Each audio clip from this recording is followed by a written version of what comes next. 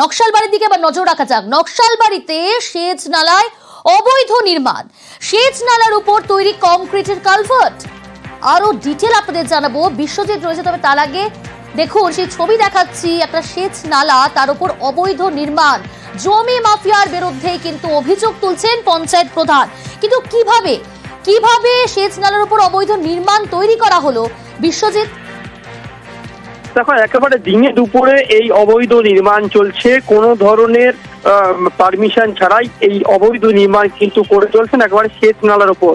কংক্রিটের পিলার দিয়ে তৈরি হচ্ছে এই সেচ নালা, কারণ একটাই, যে পাশের যে জমি সেই জমি যেন সহজেই বিক্রি করা যায়। আর এতেই কিন্তু ক্ষুব্ধ স্থানীয় বাসিন্দারা, যদিও ক্যামেরার সামনে অনেকে মুখ না করলেও এই সেচ নালা আগামী দিনে কিন্তু চাষযোগ্য জমিদের অসুবিধার সৃষ্টি করবে। কারণ এর উপর যে কংক্রিটের নির্মাণ হচ্ছে, এই কালভার্ট নির্মাণ কিন্তু এই সেচ নালাকে ছোট করবে বলে ক্ষুব্ধ স্থানীয় বাসিন্দারা। একটু সঙ্গে থাকো। পঞ্চায়েত প্রধান তার কি অভিযোগ একবার শোনাই দর্শকদের, এবং ল্যান্ড অফিসার তিনি কি জানাচ্ছেন শুনুন। আমাদের থেকে কিছু পারমিশন নেওয়া হয়নি, যত আমাদের কমপ্লেন আসছে তখন আমি কাজটা বন্ধ করেছি। তারপরে আরো কে করতেছে ওটা আরো বলতে পারতেছি না আমি, ওটা কিছু আমার জানা নাই, মানে কেন করছে। পুরো কাজটা ইলিগালি চলছে? হ্যাঁ চলতে তখন আমি বন্ধ করছি, তারপরে আরো শুরু করছে ওরা। 2 বার হয়ে গেছে বন্ধ করা। না, আমাদের কাছে এরকম তো কোনো অভিযোগ নেই এখনো পর্যন্ত। অভিযোগ জমা করুক, আমরা দেখে নেবো, আইন অনুযায়ী যা বন্দোবস্ত করা সেটা হয়ে যাবে। না, উইদাউট পারমিশন তো কিছুই করা যাবে না। কথা বলবো, বিশ্বজিৎ রয়েছে আমার সঙ্গে। বিশ্বজিৎ, পঞ্চায়েতের তরফ থেকে বলা হচ্ছে যে বারবার তাদেরকে, অর্থাৎ বিনা অনুমতিতে জমি মাফিয়া এই কাজ তুলছিল এবং জমি মাফিয়ার বিরুদ্ধে অভিযোগ। এদিকে ল্যান্ড অফিসার জানাচ্ছেন যে তাদের কাছে কোনো অভিযোগই জমা পড়েনি। তাহলে বিষয়টা কোন জায়গায় দাঁড়িয়ে?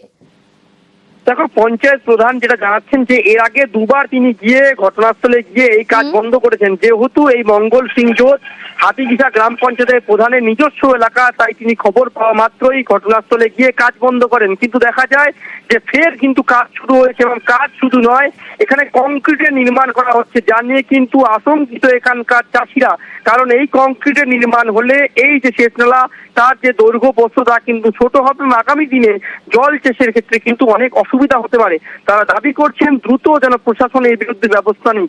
অন্যদিকে ভূমি রাজস্ব দপ্তর বলছে তাদের কাছে অভিযোগ না এলেও তারা কিন্তু সংশ্লিষ্ট দপ্তর অর্থাৎ কৃষি দপ্তর এবং সেচ দপ্তরকে বিষয়টি জানাবে, যাতে এর বিরুদ্ধে পদক্ষেপ করা যায়। বেশ।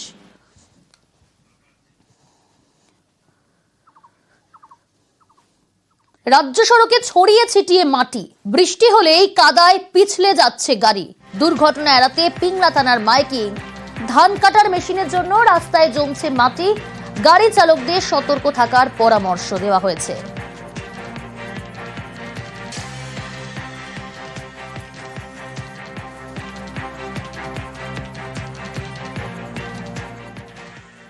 ঘোষণা মনোযোগ সহকারে শুনবেন। এত দ্বারা পিংলা থানার পক্ষ থেকে সমস্ত ধান কাটা মেশিন হোল্ডার এবং ধান কাটা মেশিন মালিকদের জানানো যাচ্ছে যে ধান কাটার কাজে ব্যবহৃত ধান কাটা মেশিন চলাচলের কারণে রাস্তার উপরে প্রচুর পরিমাণে কাদা মাটি পড়ে রয়েছে, যার কারণে সাধারণ মানুষের যাতায়াতে অসুবিধা হচ্ছে এবং বিভিন্ন রকম অ্যাক্সিডেন্ট ঘটছে। তাই সমস্ত মেশিন হোল্ডার এবং মেশিন মালিকদের জানানো যায় যে পিচ রাস্তায় পড়ে থাকা কাদামাটি অতি সত্বর সরিয়ে ফেলতে হবে, অন্যথায় আপনার বিরুদ্ধে আইন অনুরূপ ব্যবস্থা গ্রহণ করা হবে। এছাড়াও সাধারণ জনসাধারণদের জানানো যাচ্ছে যে পিচ রাস্তার উপরে এই ধরনের গাড়ি চলাচল করতে দেখলে অতি সত্বর আপনার নিকটবর্তী থানায় যোগাযোগ করুন। রাজ্য সড়কে ছড়িয়ে ছিটিয়ে মাটি, আরো ডিটেলস জানাবো আপনাদের। দিগ্বিজয় রয়েছে আমার সঙ্গে। দিগ্বিজয়, রাজ্য সড়কের উপর এরকম চাপচাপ মাটি পড়ে থাকলে খুব স্বাভাবিকভাবেই বড়সড় দুর্ঘটনা ঘটবে, কিন্তু এই রাস্তা মেরামতি বা এই মাটি যে পড়ছে বা ছড়িয়ে ছিটিয়ে রয়েছে, সেটা শুধুমাত্র ধান কাটার মেশিনের জন্য, তার কোনো বিকল্প ব্যবস্থা করা হচ্ছে কি? দেখো, তোমাকে জানিয়ে রাখি, ইতিমধ্যেই কিন্তু এই যে ধান কাটা মেশিন পশ্চিম মেদিনীপুর জেলার পিংলার বিভিন্ন প্রান্তে তারা জমিতে নেমেছে ধান কাটার জন্য।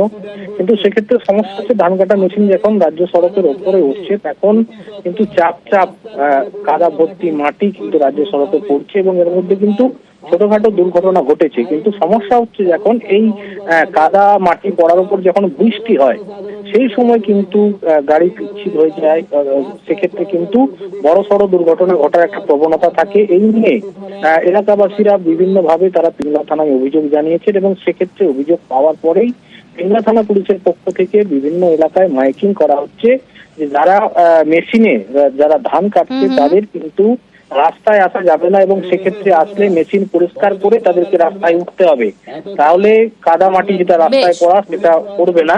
এই নিয়ে কিন্তু শুধু দেবরা নয়, তার পার্শ্ববর্তী সবং পিংলা এলাকাতেও একাধিক রাস্তায় কিন্তু এই পরিস্থিতি লক্ষ্য করা গেছে। বেশ। ধান কাটার কাজে ব্যবহৃত মেশিনের কারণে পিচ রাস্তার উপরে প্রচুর পরিমাণে কাদা মাটি পড়ে রয়েছে, যার ফলে সাধারণ মানুষের যাতায়াতে অসুবিধা হচ্ছে এবং অ্যাক্সিডেন্ট ঘটছে। তাই আপনাদের জানানো যায় যে অতি সত্বর রাস্তার উপরে পড়ে থাকা মাটি সরিয়ে ফেলতে হবে, অন্যথায় দীর্ঘদিনের দাবি আর সেই দাবি পূরণ হলো। রাস্তার দাবি করছিলেন স্থানীয় বাসিন্দারা। জলপাইগুড়ি মাটিয়ালি ব্লকের কংক্রিটের রাস্তা তৈরি, দক্ষিণ ধূপজোড়া শালডাঙ্গায় রাস্তা তৈরি, 200 মিটার পাকা রাস্তার কাজ শুরু এবং এই দাবিটা স্থানীয়দের দীর্ঘদিনের। রকি রয়েছে আমার সঙ্গে। রকি, কতটা খুশি তাহলে স্থানীয় বাসিন্দারা যে এতটা দিন সময় লাগলো এবং দীর্ঘদিনের সেই রাস্তার দাবি অবশেষে পূরণ হতে চলেছে, স্বপ্ন পূরণ হতে চলেছে? একদম তুমি যেমনটা বলে, সাধারণ মানুষের স্বপ্ন পূরণ হতে চলেছে, কারণ দীর্ঘদিন ধরে তাদের দাবি ছিল যে সেই এলাকায় যে রাস্তা, সেই রাস্তাকে পাকা করে দেওয়া হোক। অবশেষে মাটিয়ালি ব্লকের দক্ষিণ ধূপজোড়া শালডাঙ্গা এলাকায় জনগণের দীর্ঘদিনের দাবি পূরণ হওয়ায় রীতিমতো খুশি স্থানীয় বাসিন্দারা।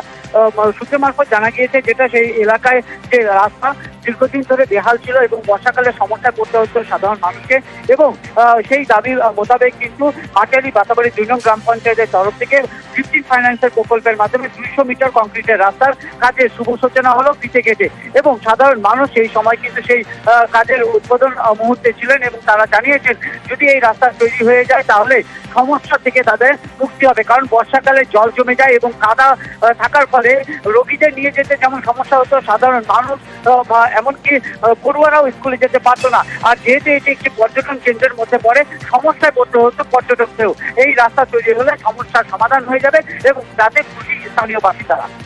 বেশ। আমাদের পঞ্চায়েত থেকে এই রাস্তাটা হলো, আমরা তো সবাই খুব খুশি, খুবই আনন্দিত। আমরা তো অনেক ক্ষয়ক্ষতি করছি, তো অনেক গাছ কাটছি, কেউ কাঁঠাল গাছ কাটছে, অনেক ক্ষতি হয়ে গেছে। তার জন্য এখন রাস্তাটা হইতেছে, আমরা পাড়া সবাই খুব খুশি। আগে তো খুব সমস্যা হইতো, রাস্তা খুব সমস্যা, গাড়ি ঢুকতো না, একটা টোটো ঢুকতো না, তারপরে অ্যাম্বুলেন্সও ঢুকতো না। হ্যাঁ, এখন অ্যাম্বুলেন্স ঢুকবে, খুবই সুবিধা হলো। দীর্ঘদিনের একটা এদের এই পাড়ার একটা আকাঙ্ক্ষা ছিল যে এখানে একটা সিসি রোড যদি হয়, তো আমরা এটা 15 ফিনান্স থেকে এই 200 মিটারের রাস্তা আমরা স্যাংশন করি এবং পাস হয়, উদ্বোধন করা হলো। দীর্ঘদিন থেকে এদের খুব অসুবিধা, মানে এখানে অনেক কয়টা ফ্যামিলি আছে, তো যাতায়াতের এত অসুবিধা সব জায়গায় হয়ে গেছে, কিন্তু এই জায়গায় কোনো গাড়িও ঢোকে না একটা। তার জন্য এটা আমরা পঞ্চায়েত থেকে 21/91 পঞ্চায়েত আমি নিজে এটা স্কিম দিয়ে এটা পাস করে এইটা উদ্বোধন করা।